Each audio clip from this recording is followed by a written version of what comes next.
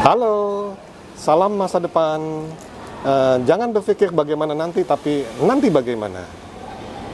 Dalam topik ini saya akan coba cerita ada orang tua yang ditanya oleh anaknya, mengingat anaknya sudah SMA dan dia akan kuliah. Dia bertanyalah kepada bapaknya, "Pak, saya nanti masuk jurusan mana ya, Pak?" Si bapak berkata, "Aduh, Dok, terserah kamu kan yang akan jalankan," gitu. Loh, ini gimana ya?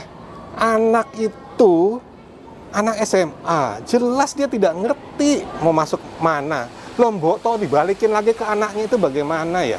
Saya tuh benar-benar nggak habis pikir. Harusnya, menurut saya, itu orang tua harus bantu pikir agar si anak bisa berkuliah di jurusan apa. Sekarang persoalannya yang orang tua tidak pikirkan adalah atau katakan orang tua hanya berpikir anak asal kuliah bekerja bagaimana nanti. Lah, saya selalu berprinsip jangan pernah mengatakan bagaimana nanti, tapi nanti bagaimana, itu yang harus dipikirkan. Teman-teman, ingat, kuliah itu tujuannya apa sih? Ada yang sekedar, apakah benar yang namanya kuliah itu berdasarkan hobi, berdasarkan latar belakang, berdasarkan kesenangan, atau berdasarkan passion? Nah, ini passion. Banyak sekali orang-orang mengatakan passion.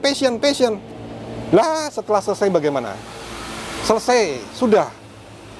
Tinggal masalahnya yang harus dipikirkan oleh kita bersama adalah setelah kuliah itu bagaimana? Konsepnya bagaimana? Dari sana kita akan tarik mundur. Akan masuk jurusan mana, apa yang bisa disalurkan di sana, gitu loh maksud saya. Atau ada juga orang tua yang ketika kita bertanya gitu ya, anaknya mau di mana? Yang terpenting anaknya masuk negeri, jurusannya terserah, di mana ada yang kosong negeri dia masuk sana gitu.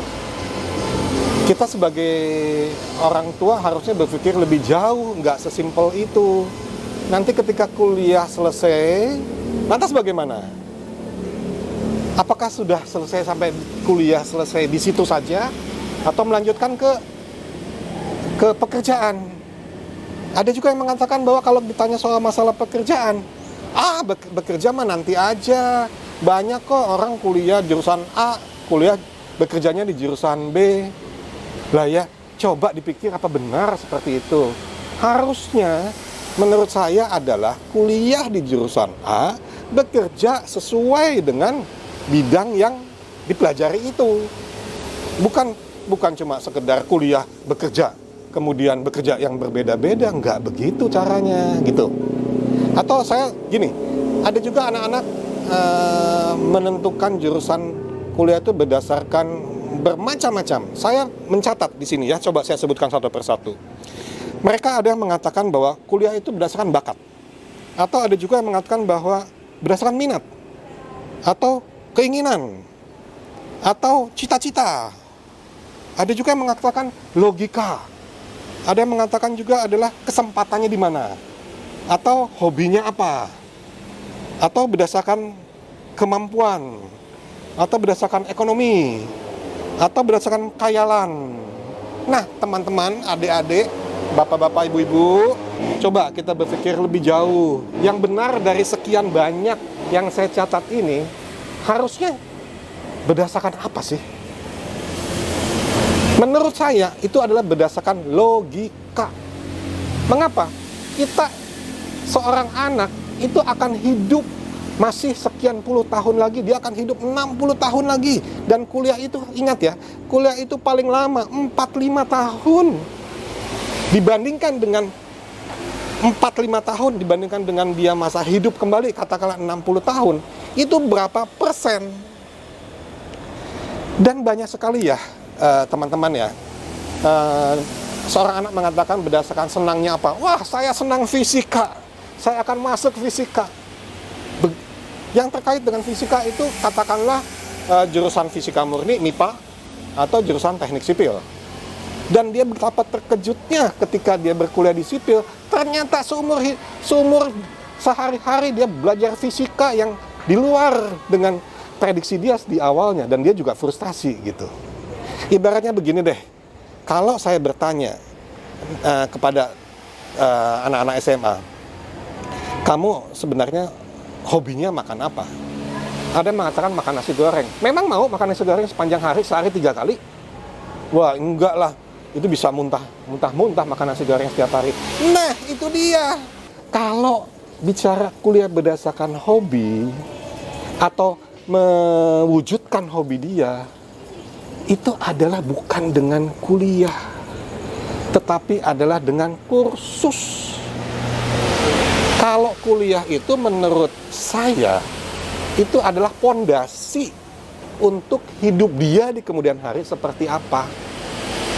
Jadi ya teman-teman ya, dengan pondasi yang kuat itu, dia akan bisa bekerja, menghasilkan uang, kemudian berkeluarga dan sebagainya. Tapi ingat juga, ini bekerja ini berapa lama? Ada yang cuma sekedar separuh hidupnya atau sepanjang hidupnya. Konsep saya adalah sepanjang hidupnya. Dia tidak mengenal pensiun, dia tidak kena PHK. Dan ingat ya, beberapa karyawan, kalau di lingkungan karyawan swasta itu bekerja hanya 55 tahun. Setelah itu bagaimana? Coba dipikir. Setelah mendapatkan pesangon dan sebagainya, itu mau dikemanakan? Nah, jadi konsep yang harus para orang tua dan anak-anak dan teman-teman yang harus dipakai adalah dia bisa bekerja seumur hidup, bisa berpenghasilan baik, bukan sebagai karyawan. Banyak sekali ketika saya tanya mereka mau bekerja di mana, yang dipikirkan adalah sebagai karyawan. Ingat loh, sebagai karyawan itu pekerjaan yang tidak abadi. Kemudian ada juga yang mengatakan bahwa nanti saya seperti bapak saya, dia mau jadi manajer. Lah, untuk menuju manajer itu butuh waktu yang panjang. Ketika masuk tuh supervisor bukan manajer. Dan orang tuanya pun ketika sudah jadi manajer, general manager, 55 tahun dan 55 tahun selesai. Apa iya mau seperti itu? Enggak. Harus mengikuti latar belakang keluarganya supaya dia bisa bekerja seumur hidup. Harus memiliki relasi dari orang tuanya, apapun itu. Contoh ya, orang tua punya sebidang tanah yang luas, 2 hektar, 20 hektar, 3 hektar.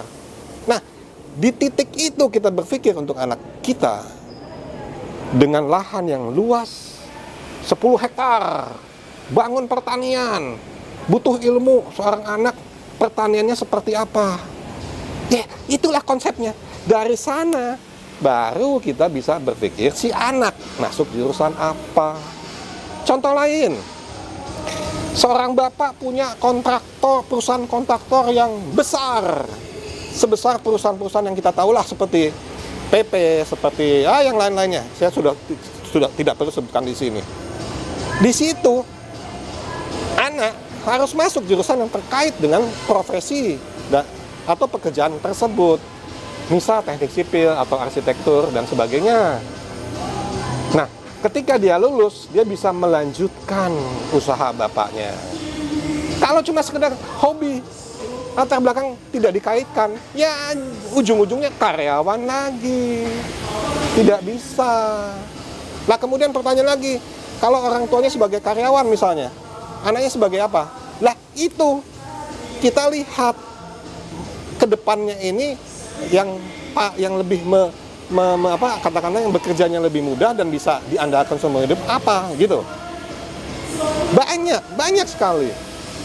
Nah, kira-kira seperti itu teman-teman, kawan-kawan, cara berpikir pandangnya begitu. Bukan cuma sekedar masalah passion bukan untuk kuliah menurut saya. Passion itu adalah sebagai sambilan untuk dia mewujudkan keinginan dia atau hobi dan sebagainya seperti yang saya sebutkan tadi kan.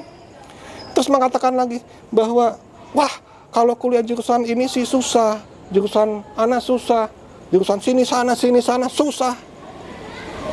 Pertanyaannya adalah, ada nggak sih kuliah yang mudah itu? Tidak ada. Ada nggak sih kuliah itu yang bisa mewujudkan cita-citanya?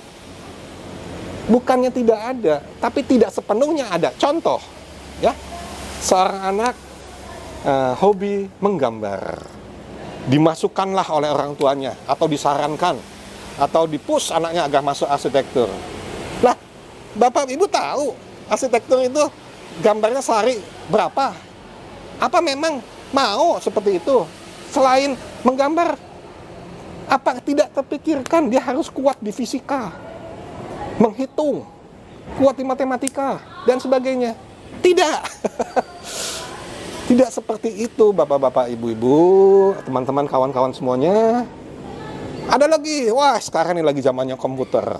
Si anak komputer, sepanjang hidupnya dengan komputer, gadget dan sebagainya. Wah, saya harus kuliah jurusan komputer karena saya senang komputer. Begitu masuk komputer, jurusan komputer, ada kalkulus, ada matematika, ada yang macam-macam yang di luar dugaan dia. Ujung-ujungnya, lah, apakah itu perwujudan daripada hobi? Apakah itu? Menurut saya tidak.